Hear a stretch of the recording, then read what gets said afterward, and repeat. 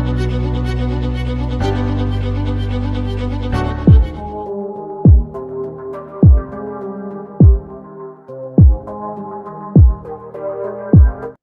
दोस्तों, कैसे हैं आप सब। आई होप आप सभी अच्छे होंगे। तो दोस्तों, आज की वीडियो के अंदर हम देखने वाले हैं सीसीआईएम और जो सीसीआरएस है उसके बारे में। तो जो हमारा सबसे पहला टॉपिक है आज का वो है हमारा सीसीआईएम। तो आपको पता होना चाहिए जो सीसीआईएम है वो कहाँ पर सिचुएटेड है, न्यू दिल्ली के अंदर सिचुएटेड है। और इसकी जो फुल फॉर्म है वो क्या है, central counselling of Indian medicine. इसका एस्टेब्लिशमेंट 1970 के अंदर हुआ था। उसके बाद में the central government establish separate council for Indian system of medicine AYUSH in 1970 for the controlling of the education of all the traditional healing system and to bring uniformity in educational standards. तो यहाँ पर यही कहा गया है कि 1970 के अंदर कंट्रोल में लाने के लिए जो एजुकेशनल सिस्टम है, ये जो ट्रेडिशनल हीलिंग सिस्टम है हमारा, इसको एक तो कंट्रोल में लाने के लिए और uniformity, it means all over India में ये सेम रहे, ये एजुकेशनल सिस्टम और यूनिफॉर्म रहे। इस वजह से सीसीआईएम का गठन हुआ 1970 के अंदर। उसके बाद में when CCIM started functioning then the entire diploma courses like DAM, MFAM, GCIM, Gurukula education stopped. तो आपको जैसे कि पता होगा, पुराने अगर आप आयुष डॉक्टर्स देखोगे तो उनकी डिग्री के आगे आपको लिखा हुआ दिख जाएगा DAM, MFAM, GCIM, Gurukula education. तो पहले आपको समझ में भी नहीं आता होगा ये कौन सी डिग्री हो गई। तो जब पहले बीएमएस वगैरह ये एस्टाब्लिशमेंट नहीं हुआ था, बीएमएस कोर्सेज वगैरह का, तो पहले के टाइम पे डिप्लोमा कोर्सेज चलते थे।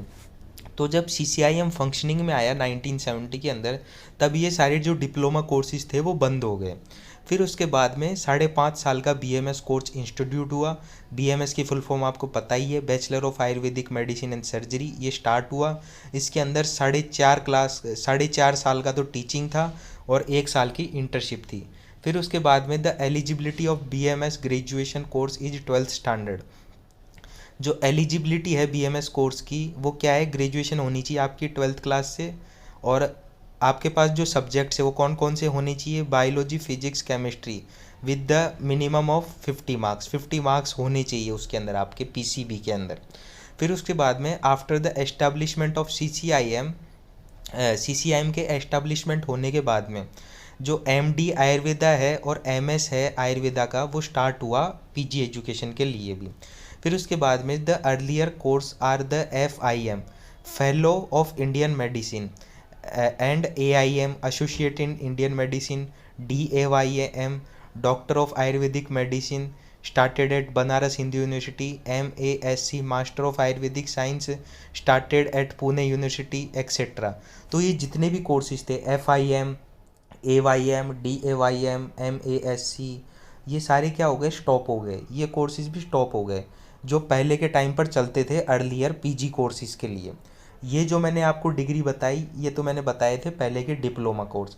फिर उसके बाद में जो पहले पीजी कोर्सेज किस नाम से चलते थे, एफआईएम, एआईएम, डीएवाईएम, एमएएससी, ये सारे भी स्टॉप हो गए। फिर उसके बाद में the duration of MD is 3 year. जो एमडी की जो ड्यूरेशन है वो 3 साल कर दी गई। Afterwards PhD Ayurveda also started to encourage academic research work. तो जो पीएचडी है आयुर्वेदा के अंदर वो भी स्टार्ट कर दी गई रिसर्च वर्क को इनकरेज करने के लिए। फिर उसके बाद में जो बीएमएस कोर्स है वो uniform teaching programme and uniform curriculum all over India. तो जो बीएमएस कोर्स था उसको यूनिफॉर्म कर दिया गया, यूनिफॉर्म टीचिंग प्रोग्राम बना दिया गया और यूनिफॉर्म करिकुलम एस्टैब्लिश कर दिया गया ऑल ओवर इंडिया। फिर जो हेडक्वार्टर है of CCIM, it's present at Janakpuri in new Delhi. जो सीसीआईएम का हेडक्वार्टर है वो कहाँ पर प्रेजेंट है, न्यू दिल्ली के अंदर, और न्यू दिल्ली के अंदर भी जनकपुरी में प्रेजेंट है। फिर उसके बाद में ऑब्जेक्टिव्स ऑफ सीसीआईएम। अब जो सीसीआईएम का ऑब्जेक्टिव है वो क्या है उसके बारे में हम बात करते हैं। Standardisation of Ayurvedic education, uniform curriculum all over India, uniform teaching and training programme all over India. फिर उसके बाद में to maintain a central register on the Indian medicine and revise it time to time. फिर उसके बाद में the duration of BMS course and the duration of PG and PhD course. तो जैसा कि आपको पता है जो पीजी कोर्स है वो 5.5 साल का है, पीजी कोर्स 3 साल का है और पीएचडी कोर्स 2 साल का है। फिर उसके बाद में eligibility of admission into BMS is fixed at 12th standard. जो एलिजिबिलिटी है एडमिशन की बीएमएस के अंदर वो फिक्स कर दी गई। भाई आपको 12th क्लास से पीसीबी पास होना चाहिए और मिनिमम मार्क्स आपके 50% होने चाहिए 12th क्लास के अंदर पीसीबी के अंदर। फिर उसके बाद में advise the government of recognisation of Ayurvedic medical qualification. फिर उसके बाद में CCIM is implementing the various regulation concern to the UG and PG education of Ayurveda. फिर उसके बाद में the CCIM with the help of counselling members inspect the standards of the college of Indian system of medicine every year. तो जो CCIM की team होती है वो हर साल कॉलेजेस विजिट करती है कि कौन से कॉलेजेस को अप्रूवल देना है, कौन से कॉलेजेस को अप्रूवल नहीं देना है उस साल के लिए। तो आपने देखा होगा बहुत बार जो कॉलेजेस होते हैं उनको अप्रूवल नहीं मिलता है, फिर उनको एक टाइम बाद में अप्रूवल मिलता है। वो अप्रूवल वापस से उनसे क्यों ले लिया जाता है, उसका रीज़न क्या है वो मैं आपको बताता हूँ यहाँ पर। They insist the college to develop in following areas. तो यहाँ पर कुछ रूल्स और रेगुलेशन होते हैं, वो जो कॉलेजेस होते हैं वो उनको फुलफ़िल करने होते हैं। तो यहाँ पर मैं आपको बता देता हूँ 10 एकड़ का कॉलेज कैंपस होना चाहिए। कोई सा भी कॉलेज अगर स्टार्ट होने वाला है बीएमएस का तो उसका जो कॉलेज कैंपस एरिया है वो 10 एकड़ का होना चाहिए। उसके बाद में वर्किंग हॉस्पिटल होना चाहिए existing before the starting of college. उससे पहले कॉलेज के स्टार्ट होने से पहले वहाँ पर वर्किंग हॉस्पिटल होना चाहिए। फिर उसके बाद में क्वालिफाइड टीचिंग फैकल्टी, जो टीचिंग फैकल्टी होनी चाहिए वो क्वालिफाइड होनी चाहिए। उसके बाद में क्लिनिकल स्टाफ होना चाहिए जो ऑफिस वर्क संभाले। फिर उसके बाद में पैरामेडिकल स्टाफ भी होना चाहिए जैसे कि नर्सिस वगैरह जो हॉस्पिटल को संभाले। फिर उसके बाद में हम बात करते हैं यहाँ पर नेक्स्ट चीज़ें मैं आपको बताता हूँ।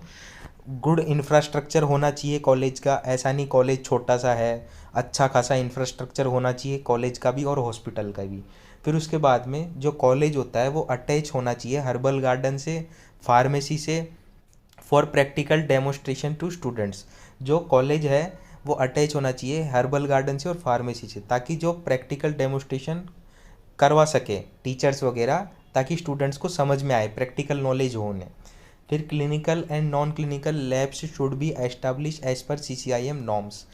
तो जो क्लिनिकल और नॉन क्लिनिकल लैब्स है वो भी एस्टाब्लिश होनी चाहिए एज पर CCIM नॉर्म्स के द्वारा। फिर उसके बाद में should establish 8 out of patient wards in the patient wards panchakarma centre, laboratory, casualty ward, operation theatre, labour room etcetera. ये सारे होने चाहिए, पेशेंट वार्ड वगैरह ये सारी वार्ड वगैरह है वो हॉस्पिटल के अंदर होने चाहिए, पंचकर्मा सेंटर वगैरह ये सारी चीज़ें। फिर उसके बाद में यहाँ पर नोट में लिखा हुआ है if any college does not fulfil the requirement mention above the CCIM stop the permission to that college to that academic year. अगर कोई कॉलेज ये सारी कंडीशन फुलफिल नहीं कर पाता है तो जो CCIM की टीम जाती है वो परमिशन उनका स्टॉप कर देती है उस साल के लिए। वो जो एकेडमिक ईयर होता है उस साल उस कॉलेज को पार्टिसिपेट नहीं करने दिया जाता है काउंसलिंग के अंदर।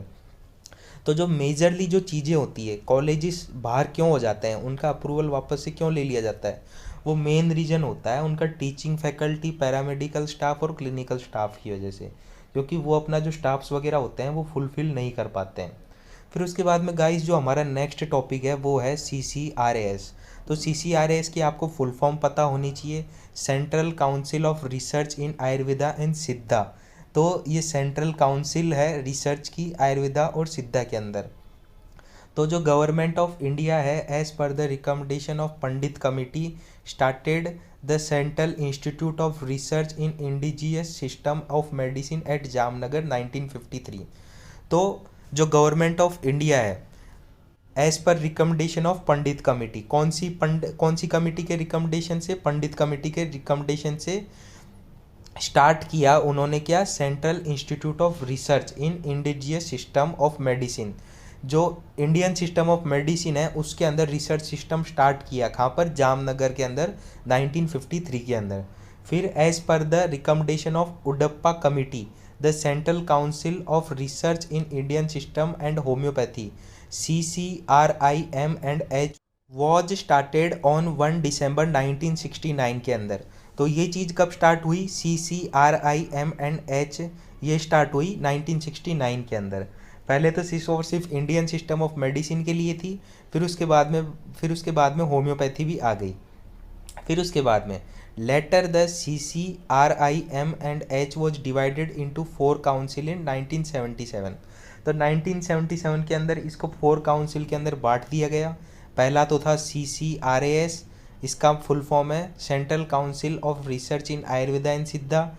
उसके बाद में CCRUM, central council of research इन यूनानी मेडिसिन। उसके बाद में जो थर्ड काउंसिल है वो है central council of research in homeopathy CCRH। उसके बाद में central council of research in yoga and naturopathy CCRYN। In 4 council के अंदर बांट दिया गया 1977 के अंदर। उसके बाद में the CCRS is the apex body for the promoting research in Ayurveda and Siddha medicine on the scientific lines. तो जो CCRS है वो अपेक्स बॉडी है प्रमोटिंग करने के लिए रिसर्च आयुर्वेदा और सिद्धा मेडिसिन के अंदर। फिर उसके बाद में 32 research institute and more than 1000 research unit are functioning throughout the country under the supervision of headquarter at Delhi.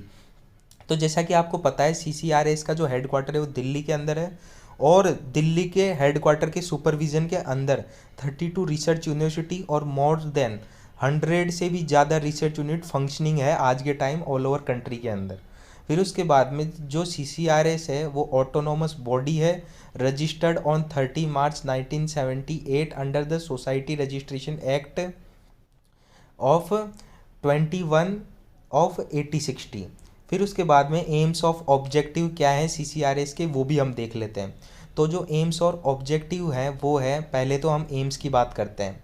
तो एम्स तो क्या थे CCRS के, it is the research council of Ayurveda and Siddha for the excellence in the basic and applied knowledge for the efficient understanding of the cause, prevention of human disease and their management.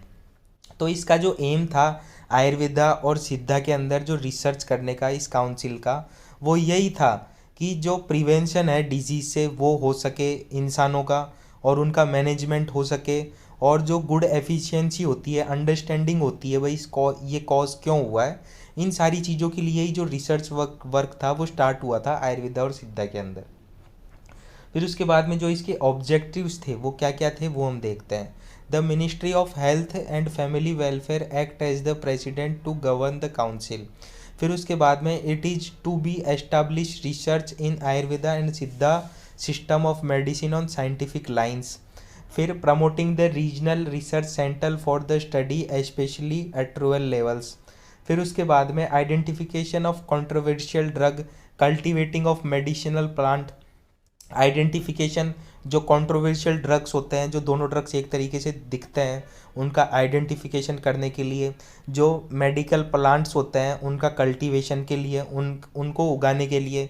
Knowing the pharmacological actions of drugs, जो pharmacological actions होते हैं उन drugs का जानने के लिए। Performing the chemical analysis. फिर उसके बाद में standardisation of drugs, prevention of disease, clinical trials, और जो पब्लिशिंग है रिसर्च का उसके आउटकम। भाई इस रिसर्च का आउटकम क्या है, उन सारे को ये पब्लिश भी करता था CCRS। तो यही सारे ऑब्जेक्टिव थे इसके। फिर उसके बाद में जो इसकी मोड थी रिसर्च की वो क्या क्या थी वो हम देखते हैं। The council has carried out the research activities into various field as follows. तो बेसिक रिसर्च होती थी, क्लिनिकल रिसर्च होती थी, ड्रग रिसर्च होती थी, लिटरेरी रिसर्च होती थी, फैमिली वेलफेयर रिसर्च होती थी, न्यू ड्रग का डेवलपमेंट होता था, कोलिब्रेटिव रिसर्च स्टडीज़ होती थी, रिसर्च डाटा बेस होता था, ये सारी चीज़ें होती थी। तो गाइस इस वीडियो के अंदर हमने अच्छे से CCRS और CCIM को डिटेल में जाना। ये 15 नंबर के अंदर ये क्वेश्चन आ जाता है। और बहुत बार आपको ये भी पता होना चाहिए जो CCIM है वो अभी तो उसे हटा दिया गया है CCIM को, और आज के टाइम पे CCIM की जगह क्या आ गया है NCISM। ये भी आपको पता होना चाहिए। तो ये भी डिटेल आप लिखोगे एग्जाम के अंदर तो आपके लिए बेटर रहेगा। आई होप गाइज इस वीडियो से आपको मदद मिलेगी। और गाइज अगर आपको ये वीडियो अच्छी लगी हो तो मेरी वीडियो को लाइक करें, ज़्यादा से ज़्यादा शेयर करें अपने दोस्तों में। थैंक यू दोस्तों मेरी वीडियो देखने के लिए।